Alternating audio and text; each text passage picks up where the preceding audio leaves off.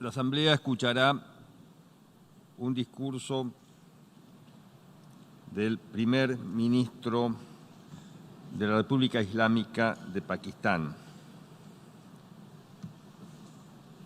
Su Excelencia Imran Khan. Pido protocolo que acompañe a Su Excelencia. Tengo el gran placer de dar la bienvenida al señor primer ministro de la República Islámica de Pakistán, a quien invito a dirigirse a la Asamblea General.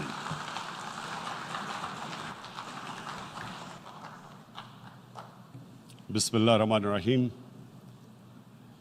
Iyyaka na'budu wa iyyaka nasta'in. Mr. President, Honorable Secretary General, Excellencies, ladies and gentlemen, I feel honored today to represent my country at this Forum of World Leaders, where we have a chance to discuss problems that the world is facing. I want to talk about a lot of problems, but just 4 today. And I especially came to this forum despite a difficult time in my country, facing challenges. I would not have come, but because I feel that there are some very urgent problems which the world must address. So first of all, I start with climate change. So many leaders have talked about climate change. But Mr. President, I feel that there is a lack of seriousness. Perhaps world leaders some of the leaders who can do a lot, do not realize the urgency of the situation. We have a lot of ideas, but as someone said, ideas without funding is mere hallucination. Pakistan, I'll give you start with my own country. Our country is amongst the top 10 nations in the world which are most affected by climate change. We depend upon our rivers. We are mainly an agricultural country. And 80% of the water in our rivers comes from our glaciers. The glaciers, not just on the Pakistani side, even India. The river, the 80% of the water in Ganges and the Indian rivers also comes from the glaciers, from the Himalayan glaciers, Karakoram, Hindu Kush. And these glaciers are melting at quite a rapid pace. We detected already 5,000 glacial lakes in our mountains. And if this keeps going, if nothing is done, we are scared that humans are facing a huge catastrophe. In my country, when my party came to power in the province of KP, we planted 1 billion trees in 5 years. Now we've set ourselves a target of 10 billion trees in Pakistan. Idea being to counter the effects of global warming. But one country cannot do anything. This has to be a combined effort of the world. My optimism comes from the fact that humans, the Almighty has endowed humans with great powers. We can do anything, provided our survival instinct is stirred up. And this is really what I hope that the United Nations will take a lead in this. There must be more emphasis. Richer countries must be pushed. Countries that are responsible for, mainly are responsible for greenhouse gas emissions. They must be pushed because our country contributes minuscule amount to greenhouse gases. So I feel that the United Nations must take leadership in this. My second issue for me right now is even more critical. Mr. President, every year, billions of dollars leave the poorer countries and go towards rich countries. Billions of dollars siphoned off by the ruling elites of the developing world. And they find their way into Western bank accounts, offshore accounts, tax havens, expensive properties hidden behind companies bought in Western capitals. Mr. President, this is devastating the developing world. This is causing more poverty, deaths. It's impoverishing the developing world. The difference between rich and poor countries is growing because of this. Money laundering, which happens because money leaves the poorer countries into rich countries, is not treated the same as, for instance, money from drugs or terror financing. The seriousness which terror financing and money from drugs, the way it is treated, it's not the same. The way the poor countries are being plundered by their elites. It's not happening. In my country, when I took charge of our government a year back, in the 10 years preceding that, our total debt went up 4 times. The debt we had accumulated in 60 years, just in 10 years, it went up 4 times. As a result, the total revenue we collected in 1 year, half of it went into debt servicing. How are we going to spend money on our human beings, 220 million people, when half the money is going into debt servicing? Because our country was plundered by the elites, the ruling elite. And easily they could get the money out. And when, Mr. President, we located properties in Western capitals bought by this money through corruption and money laundering, located the properties of these corrupt leaders, we find it so difficult to retrieve it. That money, if we retrieved that money, we could spend on our human beings. But it's so difficult. The laws protecting these criminals. We do not have the sort of money to have expensive lawyers and spend millions and millions of dollars. We need help from the rich countries. And Mr. President, it's critical. The rich countries must show political will. They cannot allow this to happen.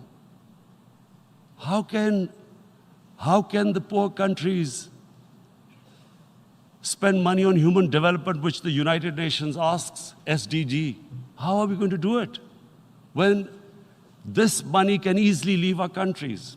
So, unless the rich countries intend to build walls to stop economic refugees coming as we see right now, they must take action. They must take action now. It must be a deterrent. Corrupt ruling elites should not be able to take money out easily and park it into foreign bank accounts and into these properties abroad. And I never understand why. Why do we have these tax havens? Why is this allowed? Why shouldn't rich people pay taxes? Why is it legal to have these tax havens where you have these secret accounts? Because, the world is changing. The population of the world is growing. Sooner or later, you're going to have a crisis if the poor get poorer and the rich get richer. there is going to be a crisis sooner or later. So this is my second point.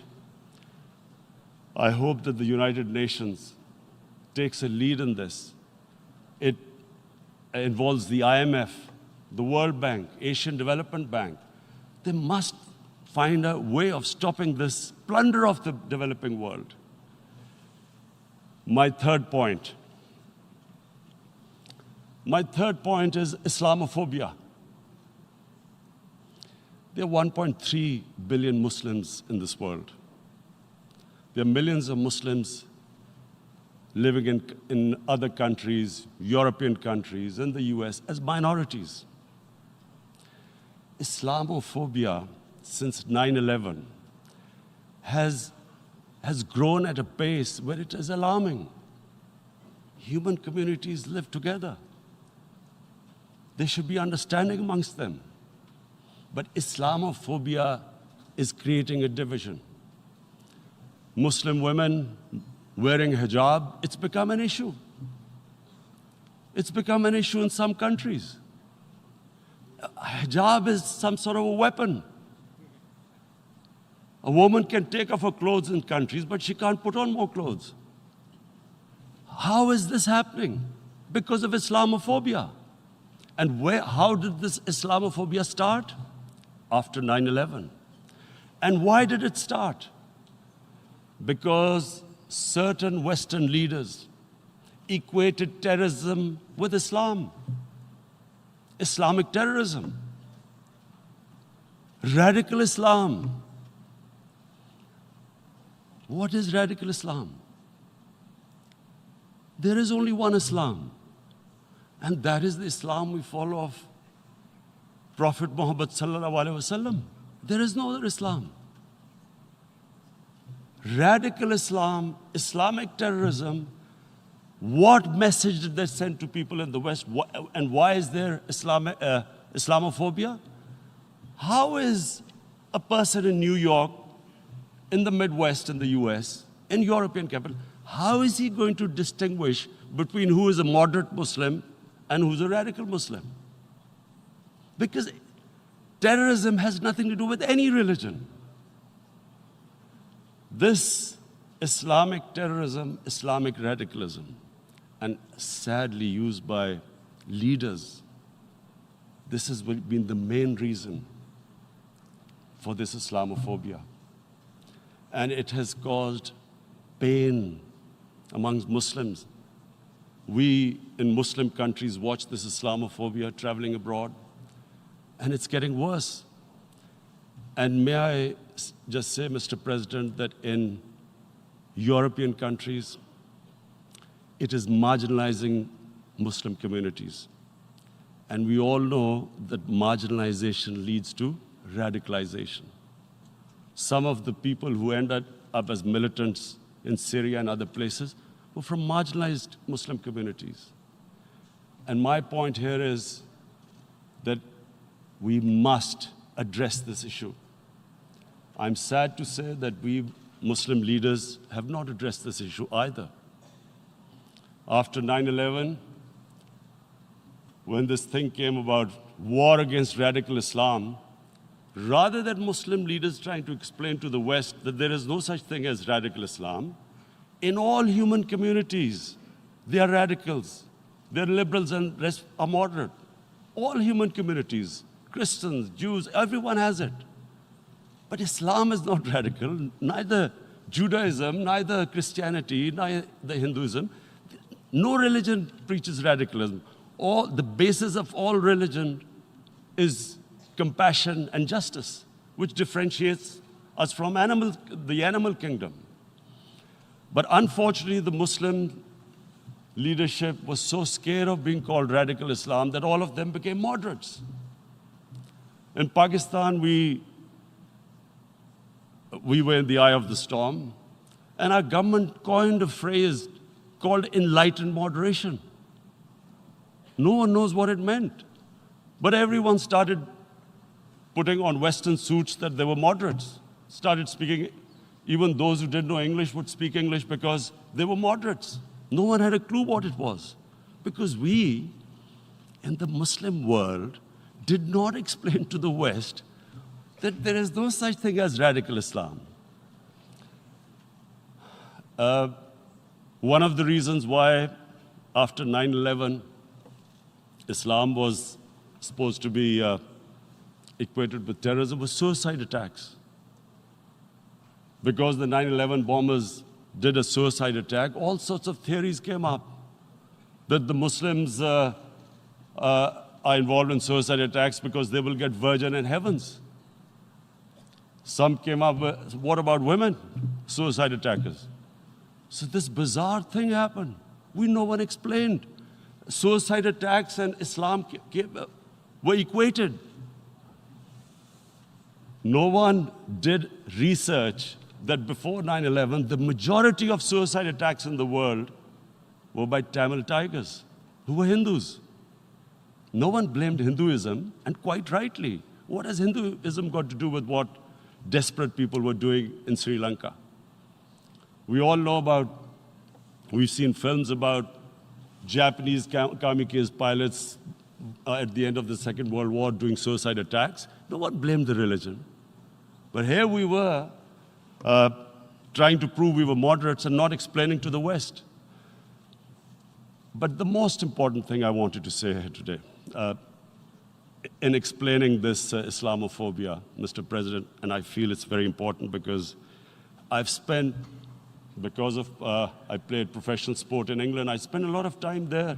So I know how the Western mind works and how West views religion. So where the misunderstanding about Islam came.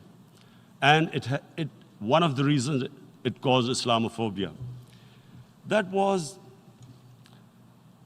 in 1989, this book was published, maligning, insulting, ridiculing our Prophet Muhammad sallallahu alaihi wasallam.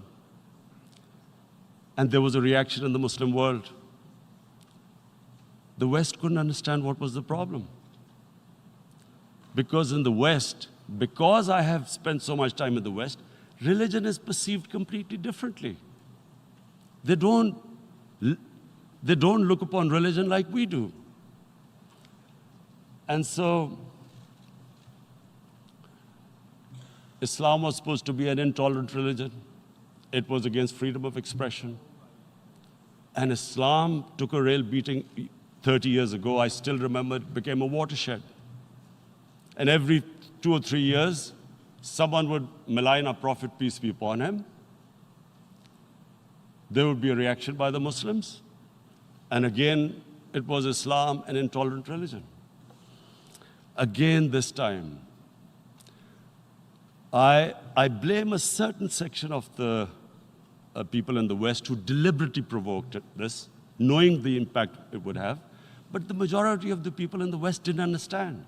This is where, again, Muslim leadership let the Muslims down. We should have explained to them what our Prophet, peace be upon him, means to us. So in 1 minute, I'll try and explain what he means to us. Our Prophet was the witness to the divine book, the Holy Quran. The Holy Quran is the book of guidance for Muslims, and the Prophet's life was living the Quran. He was an example of what the Quran guided us to be. So he is the ideal we all try to get to. The Prophet created the state of Medina, the first state in Islam. That state was the basis of a Muslim civilization which became the predominant civilization for the next 700 years. And what was that state? I hear such strange things about Islam, that it is against women, it's against minorities. The first state of Islam in Medina, it was the first time a welfare state was set up. The state took responsibility of the weak, widows, orphans, poor people, handicapped. It taxed the rich, spent the money on the poor. The state announced that all human beings are children of Adam, hence equal, whatever the color of their skin. The state announced, the Prophet announced that, and slavery, the whole system depended on slavery as it did for many years in the Western societies. The Prophet said that one of the greatest deeds is to free a slave. But because the society depended on slavery, he said, but if you have to treat them as an equal member of the family. And as a result, something happened in a Muslim world which hasn't happened in any other civilization. Slave dynasties appeared. Slaves became kings. The Mamluks, slaves who ruled Egypt. In India, there were slave dynasties. And then, with minorities, again, you hear that Islam is supposed to be against minorities. Let me just make this clear. In Islam, the Prophet announced that everyone was free to practice his religion. It was a sacred duty to protect the places of worship of all religions. He announced that every person is equal in front of law, whatever his religion or his color. And this incredible case, and I always quote this, that the fourth Khalifa, the head of state of Medina, he lost a court case against a Jewish citizen. So, number one, it showed there was a rule of law, no one was above law. And number two, that a Jewish citizen was an equal citizen. So, Mr. President, when a Muslim society is unjust to its minorities, it is going against the religion of Islam and our Prophet, peace be upon him. So, it is important to understand this. The Prophet lives in our hearts. When he's ridiculed, when he's insulted, it hurts. As we human beings understand one thing, the pain of the heart is far, far, far more hurtful than physical pain. And that's why the Muslims react. And I always thought that if I ever had the stage, I would try and explain this to the world community, especially to the Western community, because having lived in the Western community, people didn't understand this. When I first went as a teenager to England, there was a comedy film on Jesus Christ. It's unthinkable in Muslim societies. So we need to explain that, look, in a human community, we must be sensitive to what causes pain to other human beings. We have, in the Western society, and quite rightly, the Holocaust is treated with sensitivity because it gives the Jewish community pain. That's all we ask, that do not use freedom of speech to cause us pain by insulting our Holy Prophet. That's all we want. And now, the number fourth point, Mr. President, and this is the most critical point, is the reason why I especially came here. It is about what is happening in Kashmir. Before I go on this, I want to make one thing clear, that when we came to power, my first priority was that Pakistan would be a country which will try its best to bring peace. We had been through this war on terror. We joined the United States war on terror after 2001. And Pakistan went through one of its worst periods where 70,000 Pakistanis died and over 150 billion was lost to our economy. And Mr. President, I opposed the war because in the 80s, Pakistan had joined the Western countries in what was the freedom struggle then in Afghanistan against the Soviets. And it was funded by the Western countries. These Mujahideen groups, which were treated in guerrilla warfare, were trained by Pakistan Army, funded by the Western countries, and especially US, and they waged what was a freedom struggle in Afghanistan. The Soviets called them terrorists. We called them freedom fighters. 1989,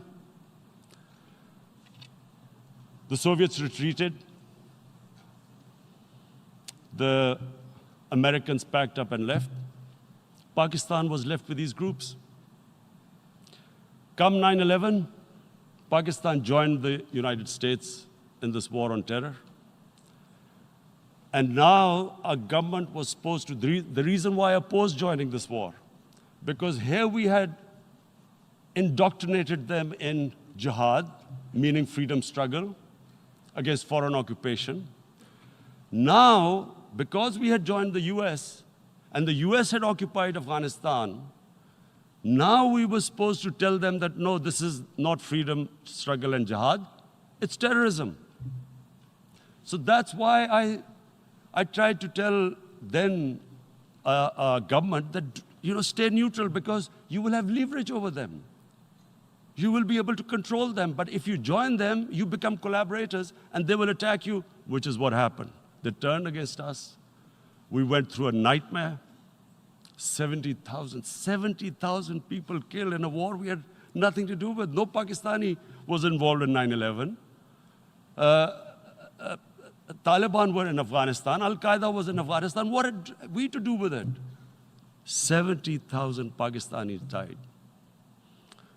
So when we came to power, we decided that we would dismantle what was left of these groups.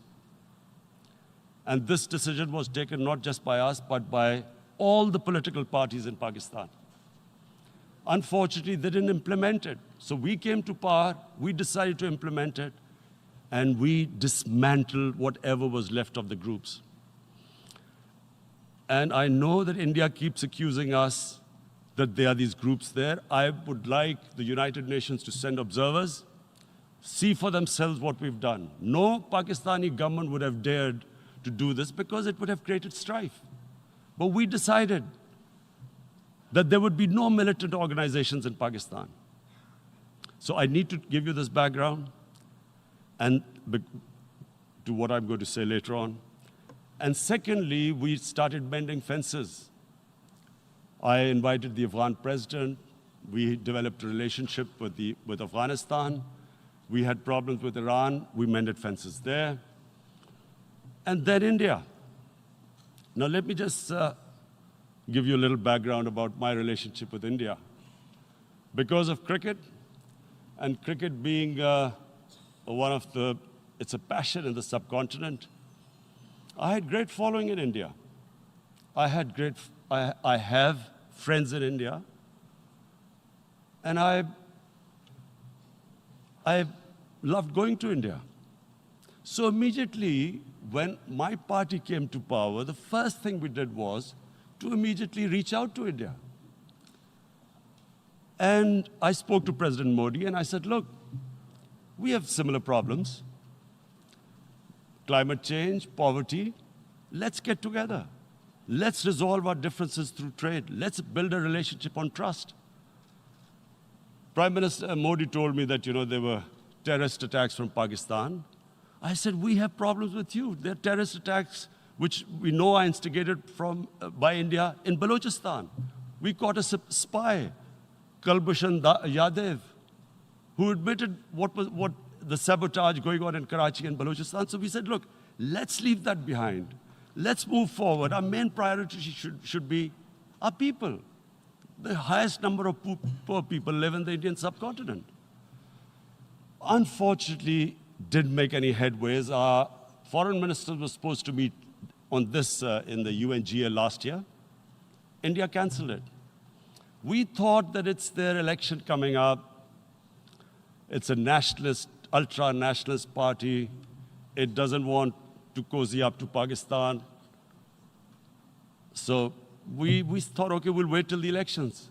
Meanwhile, a 20-year-old Kashmiri boy, whose father said was radicalized by the security forces in Kashmir, blew himself up on an Indian convoy. Immediately, India blamed us. I spoke to the Indian public on television. I said, if you give us any iota of proof, we will immediately take action, because we've clamped down on these groups. Rather than sending us any proofs, they sent their jets in, they bombed us. We retaliated. A jet, 2 of their planes were shot down, 1 pilot bailed out in Pakistan. We immediately returned the pilot, saying that, look, we do not want any escalation. Rather than taking that as a peace gesture, the entire campaign, almost the entire campaign of Mr. Modi in the election was how he had taught Pakistan a lesson that jets had killed 350 terrorists.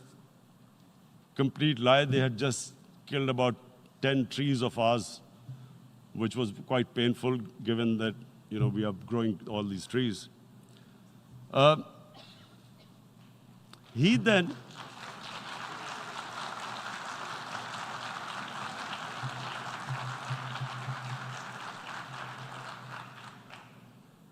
the election campaign, Mr. Modi used words like, this is just a trailer.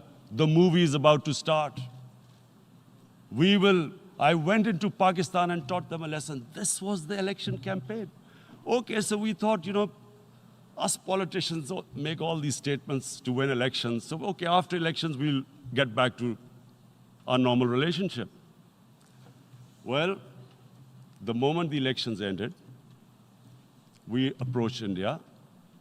No response, but then we discovered they were trying to push us in the FATF blacklist to bankrupt us. That's when we realized there was an agenda. And that agenda became obvious on the 5th August when India went against 11 United Nations Security Council resolutions, which say that Kashmir is a disputed territory and the people of Kashmir have the right of self-determination. They went against that. They went against Simla Accord, which is about bilateral, sorting out our differences through bilateral means, went against that. They actually went against the Indian Constitution. Illegally, they revoked Article 370, which gave Kashmir the special status. They got an extra 180,000 troops there. Total number of security forces in Kashmir now are 900,000. And they put 8 million people of Kashmir under curfew.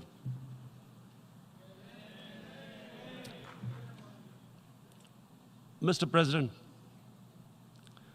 now I just briefly want to make the people understand, how can anyone do something like this? And for that, I have to explain to you what is RSS. RSS, Mr. Narendra Modi is a life member of RSS.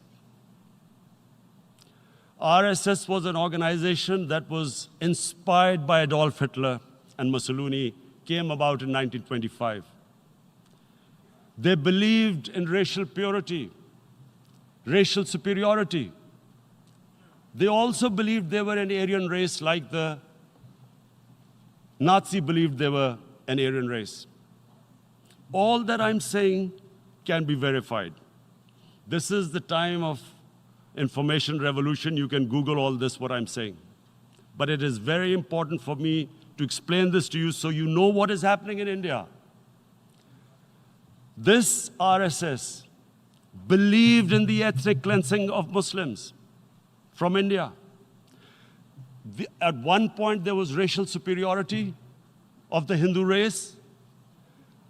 Secondly, it was hatred for the Muslims and for the Christians, because they believed that this golden age of Hindu civilization was stopped because of Muslim rule centuries back and then the British rule of India.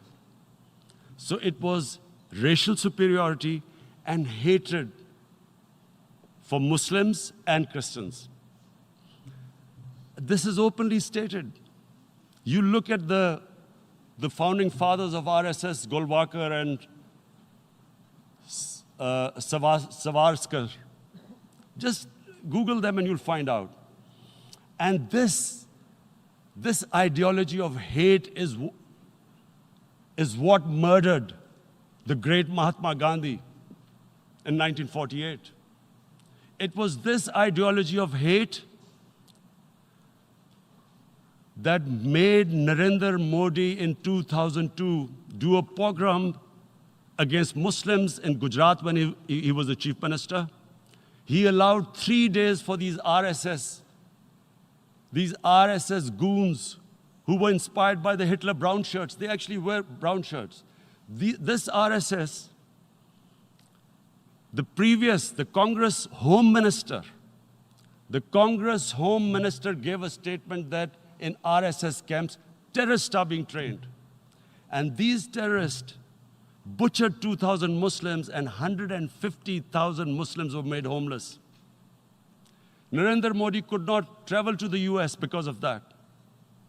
And I need to make you understand this background before I explain to you that what sort of a mindset would lay siege to 8 million people with 900,000 troops. Women, children, sick people, locked in as animals. In fact, of what I know of England, if 8 million animals were locked in, the RSPCA would have made a lot of noise about it. These are human beings.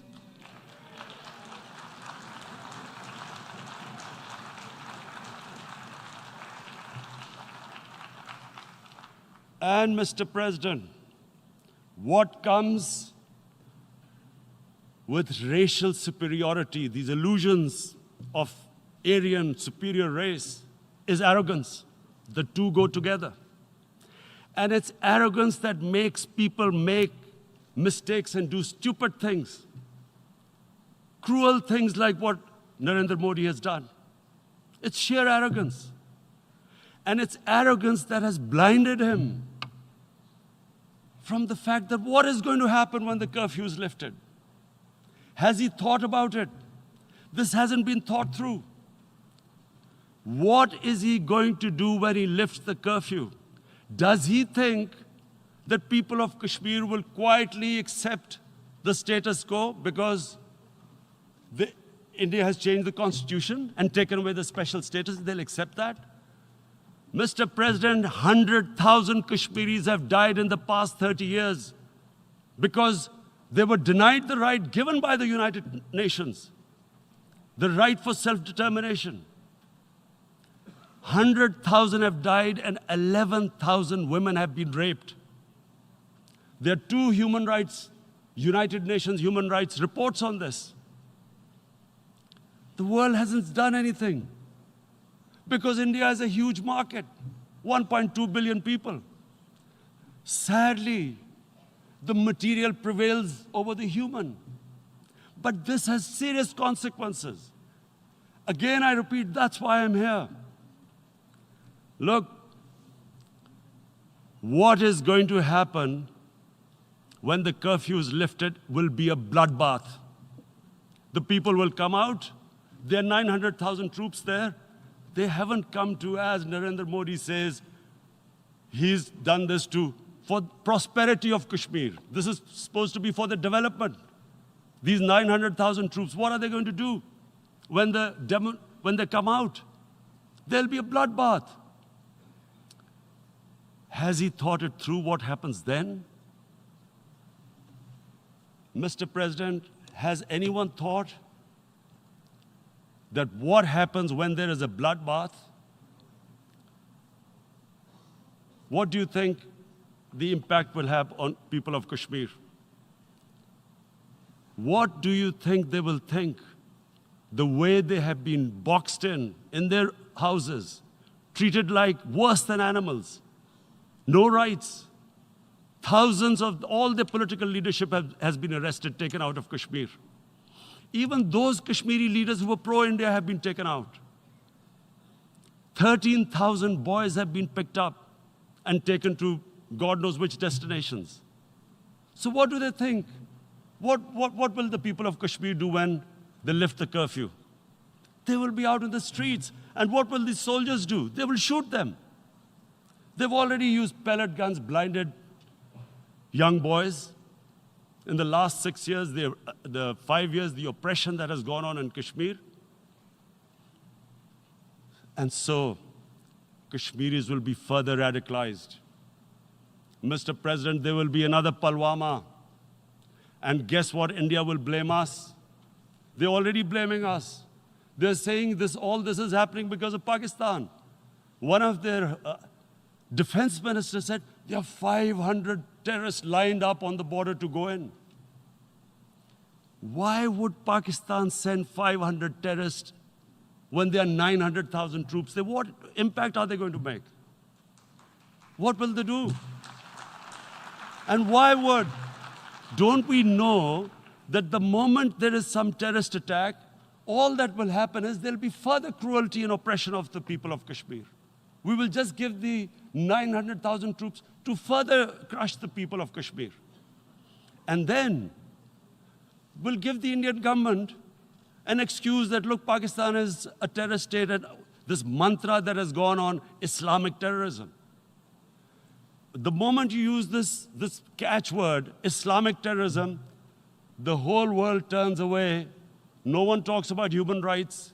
You can do whatever you want, which is what has happened in Kashmir, because they keep using this word, Islamic terrorism.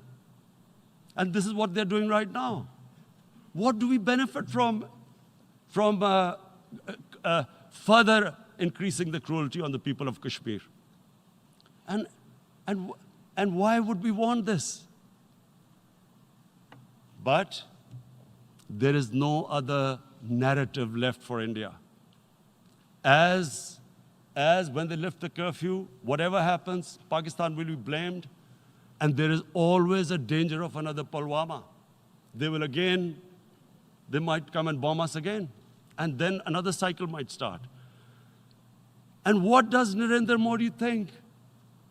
That 180 million Muslims of India are thinking right now. Aren't they watching these Kashmiris stuck inside for 55 days they've been stuck in? Aren't they watching? What do you think? Don't you think that the Muslims will be radicalized in India? And I'm talking about 180 million people. And when they get radicalized, there will be some incident in India somewhere down the line. Again, we will be blamed. And I'm warning you right now, again, we will be blamed. And Mr. President, what about 1.3 billion Muslims who are watching this? And they know that it is only happening in Kashmir because they're Kashmiri Muslims. This is not happening to Kashmiri Hindus. They know that this is happening because of their religion. So what do you think they will be thinking? What do you think the Jewish community would think if they were, forget 8,000 Jews stuck like this? What do you think Europeans would think? What do we think? I mean, any human community, if their members are stuck like that, what do you think they will think? Are we a children of a lesser God? Is it not going to cause us pain? And then I'll tell you what will happen. People will, in the 1.3 billion Muslims, someone will pick up arms. I know we've been brought up with films, Western films. This good, decent guy doesn't get justice. he decides to pick up a gun and start seeking justice. There was a film made in New York, famous film called Death Wish. This guy gets mugged by and his family, his wife gets killed or something. He can't get justice. He picks up a gun and he goes around shooting muggers. And the whole cinema cheers him on. So what do you think the Muslims are thinking right now? If there is a bloodbath, there will be Muslims becoming radicals, not because of Islam, but because of what they will see, that there's no justice when it comes to Muslims. There were Rohingya Muslims, Myanmar, who are, God knows, almost 1 million people out, ethnic cleansing. What was the response of the world community? So what do you think will be the response of 1.3 billion Muslims? I picture myself. I'm in Kashmir. I've been locked up for 55 days. I have heard about, and there are rapes, Indian Army going into homes, soldiers.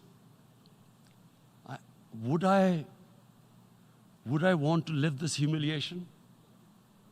Would I want to live like that? I would pick up a gun. You're forcing people. You are forcing people into radicalization. When people lose the will to live, what is there to live for? And this is what, if you can do this to human beings, you are actually radicalizing people. And so, Mr. President, I want to repeat here, this is one of the most critical times. There will be a reaction to this. Pakistan will be blamed. 2 nuclear-armed countries will come face to face like we came in February. And before we head in that direction, the United Nations has a responsibility. This is why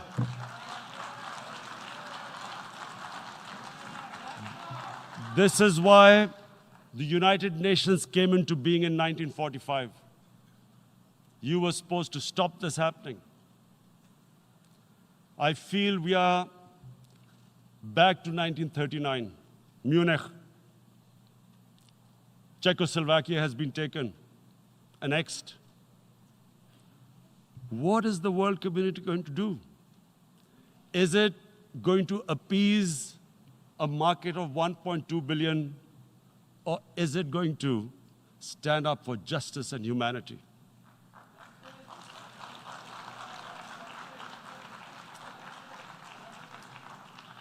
If this goes wrong, you hope for the best, but be prepared for the worst.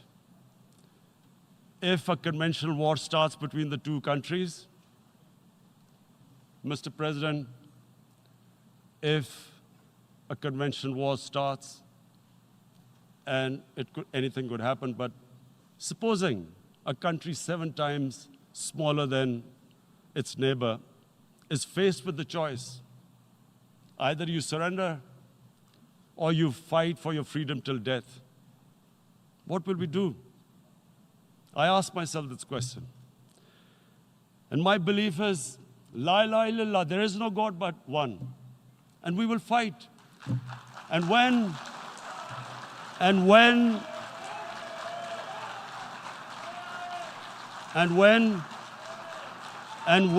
a nuclear-armed country fights to the end, it will have consequences far beyond the borders. It will have consequences for the world, which is why I repeat I'm here. Because I'm warning you, it's not a threat. It's a fair worry that where are we headed? And I've come here to tell the UN, you've got to, this is a test for the United Nations. You are the one who guaranteed the people of Kashmir the right of self-determination. They are suffering because of that. And this is the time. This is the time not to appease like in 1939 appeasement took place. This is the time to take action. And number 1 action must be that India must lift this inhuman curfew, which has lasted for 55 days. It must free all political prisoners, and especially those 13,000 boys that have been picked up. Parents don't know where they've disappeared. And then the world community must give the people of Kashmir the right of self-determination. Thank you.